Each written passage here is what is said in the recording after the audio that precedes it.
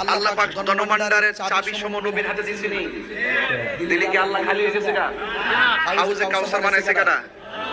দান করছে কারে? ইন্না আতাইনা।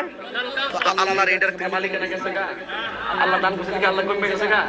তাহলে আল্লাহ তো নবীর দিছিনি, নবীর দিলে আল্লাহ খালি হয়ে যাগা।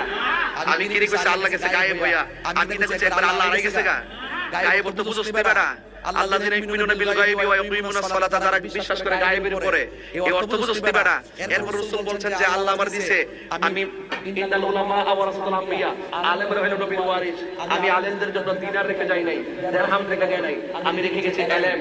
কি রেখে গেছি? ইলম। তাহলে আল্লাহ প্রদত্ত ইলম নবী পাইছে, নবী আবার যারা দিছে, নবী যারা দিছে, এই ইলম যারা পাইছে এরাই খাজা গরিবে নওয়াজ হয়ে গেছে। এই ইলম যারা পাইছে এরাই গাউসে পাক হয়ে গেছে। এই ইলম যারা পাইছে তারাই শাহজালাল হয়ে গেছে। তুমি পাইছো না, তুমি হইছো না।